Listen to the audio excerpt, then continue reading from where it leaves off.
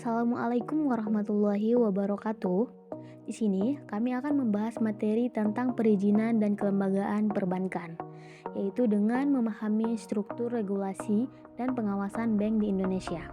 Perizinan, bentuk hukum dan kepemilikan bank di Indonesia diatur dan diawasi oleh otoritas terkait. Fokus utamanya adalah pada proses perizinan, bentuk kelembagaan, struktur kepemilikan, serta mekanisme pembinaan dan pengawasan yang dilakukan oleh OJK dan Bank Indonesia. Dan memahami aspek-aspek ini, kita bisa melihat bagaimana stabilitas sistem keuangan dihargai melalui regulasi yang ketat dan tata kelola yang baik.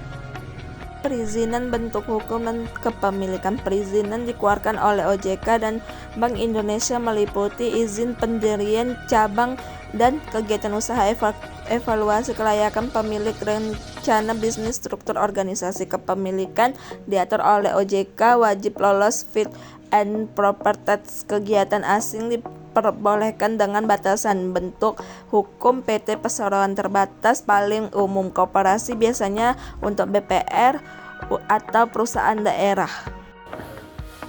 Pembinaan dan pengawasan. Pembinaan berupa edukasi dan konsultasi oleh OJK, mendorong praktik prudensial banking, menjaga keberlanjutan dan kesehatan bank. Pengawasan berupa on-site atau pemeriksaan langsung, off-site, analisis laporan dan data. OJK berwenang menetapkan sanksi dan penyidikan. Dewan Komisaris, Direksi, dan Tenaga Asing. Struktur organisasi bank haruslah kuat, di mana Dewan Komisaris dan Direksi haruslah orang-orang yang kompeten, dan tenaga asing bisa menjadi suatu aset jika punya keahlian yang dibutuhkan.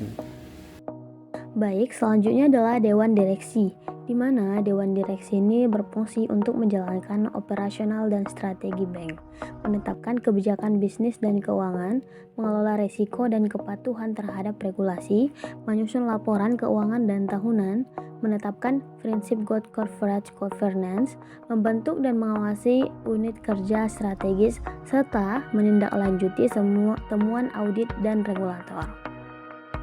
Selanjutnya adalah Dewan Komisaris, di mana Dewan Komisaris ini berfungsi untuk mengawasi kinerja dan kebijakan direksi dan memberikan nasihat strategis kepada direksi, memastikan penerapan data kelola perusahaan yang baik.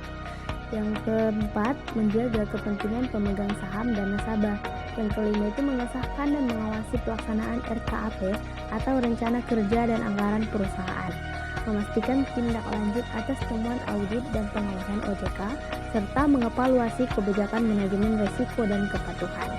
Kemudian ada tenaga asing, di mana tenaga asing ini berfungsi untuk mengalihkan pengetahuan kepada tenaga kerja lokal, mengisi posisi strategis yang membutuhkan keahlian khusus, mendukung pengembangan produk dan teknologi perbankan, meningkatkan efisiensi dan daya saing bank, terutama bank asing atau joint venture, membantu manajemen risiko, keuangan dan pemasaran internasional. Dengan ketentuan, tenaga asing ini harus mendapat persetujuan OJK dan dilaporkan dalam rencana bisnis bank, dan wajib menjalankan program alih pengetahuan dan melaporkannya hasil ke OJK setiap tahun. Baik, kesimpulan yaitu perbankan ini diatur ketat demi stabilitas sistem keuangannya, dan perizinan, pengawasan, serta struktur kelembagaan adalah fondasi utama, dan peran OJK sangat sentral dalam menjaga integritas sektor perbankan.